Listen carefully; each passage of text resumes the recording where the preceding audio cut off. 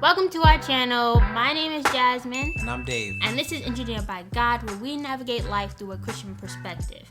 And recently I was scrolling on Facebook and I saw this post from a pastor, and basically he was apologizing for basically enforcing a no two-piece bathing suit rule on his youth group when he was a youth pastor back in the day.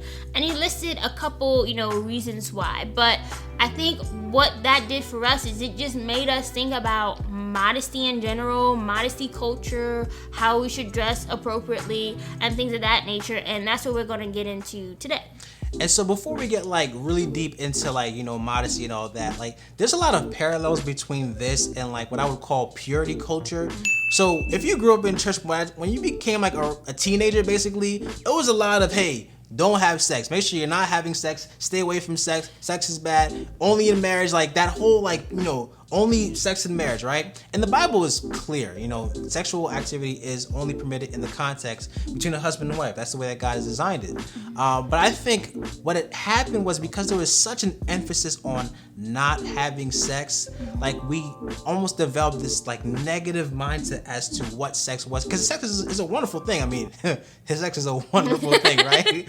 But and so if you were a kid, and you didn't have sex, it might not have been to glorify God. It might have been to try to make yourself seem as Christian as you could. And if you were having sex, you felt a ton of shame and guilt because you really couldn't talk about it with anyone else because you felt like you were this terrible person. And the conversation really, and it might have been centered around this, and as teenagers we weren't listening. But it didn't seem like it was centered around glorifying God with our bodies. It seemed like it was just about not doing this bad thing. Mm-hmm. And oftentimes when we talk about modesty, sometimes it seems like the conversation can be focused on clothing as opposed to our heart and glorifying God through everything that we do and what modesty really is. Yeah. And I think that, it's good for us, as we want to get into this video, to go over what the definition of modest is. So, we're going to read two definitions. So that's having or showing a moderate or humble estimate of one's merits or importance, etc., and free from vanity, egotism, boastfulness, or great pretensions. And then also having or showing regard for the decencies of behavior, speech, dress, etc. From this definition, I think it's clear that modesty is more of an inward thing, more of a character thing. And I think that is also translates to what we see in the Bible, because I think it's more of a heart thing, like Dave said. It starts with you want to be modest because you want to honor God. It's a heart thing. It starts internally. And I think that can, display itself in various ways, like we read in the second part of the definition, which is your behavior, the way you talk, the way you interact with others, and the way you dress. And for this video, I think we're specifically going to be focused on dressing. But like Dave said, it presents itself in multiple ways. I completely agree. The intentions of your heart are going to show forth in everything that you do. If your intentions are to, hey, I want people to see my body or see how good I look. If you're a guy who has this ripped body, I want people to see my pecs and all this stuff. You're probably gonna dress in a way that reveals those things, right? Mm-hmm. But if you're a person who says I want everything that I do to glorify God, there might be an outfit in your closet that you're you know what? I don't need to wear that, right? Mm-hmm. And I really feel as an individual, is your desire, is your core programming, whatever that thing is, right, to glorify God or to bring glory to yourself, to show off, and it doesn't just have to be clothes, even though we're focused on clothes, but it could be hey, I want to flaunt my money, or I want to flaunt, whatever, my social media file, whatever those things are. It could be something about you that you want the world to see, hey, I'm better than other people in this. Right. And I think that kind of mindset, that kind of self-mindset, is not just detrimental for you, but also for the other people around you, as well. And it's okay, why am I responsible for the other people around me? Right. And like, not to cut you off, but like, I really feel like there's this mindset where people really think that why should I have to like police myself and how I live my life because it's gonna affect someone else? Like, you're responsible for your own spiritual walk with God. Like, why should I have to like modify who I am so that you don't, sin or whatever? And obviously there is some truth to that, in that, you're not responsible for someone else's actions ultimately. But to have the mindset like, I'm not my brother's keeper, I don't have to worry about like, how I'm living and how that impacts you. Like, that's not like a Christian mindset at all. Like, we definitely have a responsibility to consider how the things that we do can impact those who are around us, and make sure that we are not doing something that will actually like absolutely serve as a stumbling block for someone else's faith. Right. And I think that that's clear because as believers, we're supposed to be part of a community, a larger community of Christians. And as part of that community, you're supposed to live in a specific way. You're supposed to interact with those people in a specific way. You're supposed to, show them love, hold them accountable, help them grow in their faith, and not cause them to fall into sin because of what you're doing. And so I think that, like you said, that goes directly against kind of that those commands that God, or that standard that God has for us. Right, and again, it really goes back to like, hey, what's my goal? Is the goal to glorify myself or live my own best life, or is it to glorify God and make Him be seen as who He is? Like, Paul even talks about this, where he's like, hey, he specifically says every food is fun, right? But like, if I'm going somewhere and I know if I eat this thing around this person, it's going to serve as a stumbling block for their faith.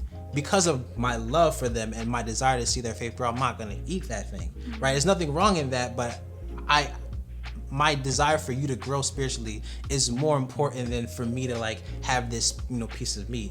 And so I definitely think that carries over into, how we dress as well, like, and having that mindset. Yeah, and just to give an example of something I experienced recently, so the other day, as we were planning this video, I decided to wear this dress that I like. I'm into wrap dresses, and they tend to have, a deeper neckline and can be a little more revealing in the cleavage area. I like this dress. Yeah, Dave liked this dress. But at the same time, we're planning this video, and he did call me out on it. And, at the time, I was not really receptive to that, right? I'm like, no, what are you talking about? Like, that doesn't make sense. Why do I have to change this? I like it, you like it, all these things. And, after thinking about it the next day, basically, I kind of realized that, Dave was right. And if I was honest with myself, I was convicted when I put it on. I thought twice about it when I put it on. Throughout the day, I felt uncomfortable. I was constantly like trying to make sure I wasn't showing too much. You know what I mean? And so, in that instance, my heart was basically causing me to have some sort of conviction about what I was wearing. And so I could have just ignored it because for some other people, or in the world standards, it's not a big deal. Or listen to my heart and kind of obey God in that stance and make modifications to the outfit, or just not wear it, in general. And that's what we're talking about. Like, I'm not going to go and condemn somebody because maybe their thing is maybe they're not in that same space. But for me, clearly if I continue to wear it, I'm clearly disobeying God in my eyes.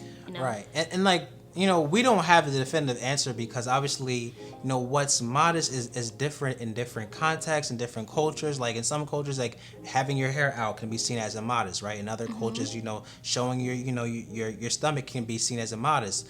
And so, like, obviously it's not like a white and black issue, but I do think it's important that we aren't looking towards culture to dictate what is going to be the norm for us. Like, just because it's normal for everyone else to dress in a certain way does not mean that as for us Christians, it's going to be our normal as well. And I do think there can be there can be some hesitancy to stand on what you believe to be right? There can be pressure to say, no, like, I am not going to dress in this way just because everyone else does it.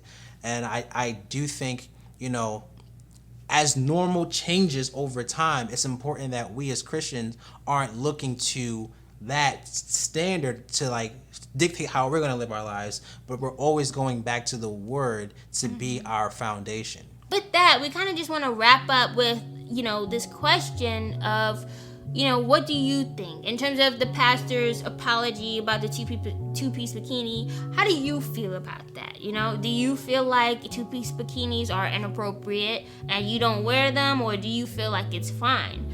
And I guess to answer the question for me, I personally am not a two-piece person. I'm good with my one piece, but I think that two pieces can be fine. I think that you don't know. It depends on the type of two piece it is. Some two pieces are more modest than others.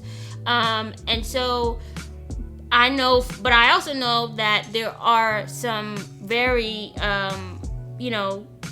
revealing two pieces that don't leave anything to the imagination, that just cover your areolas and your whole butt is out, and I think that is much.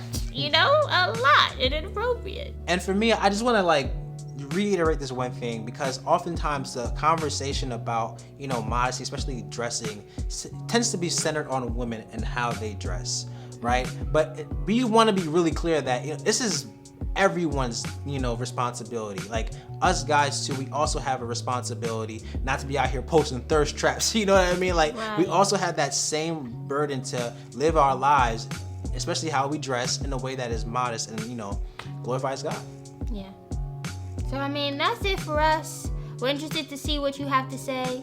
We hope that you guys liked the video if you thought that this content was, helpful. And subscribe if you're not subscribed already. And answer that question we posed. Leave a comment. Bikini or no? How do you feel about it?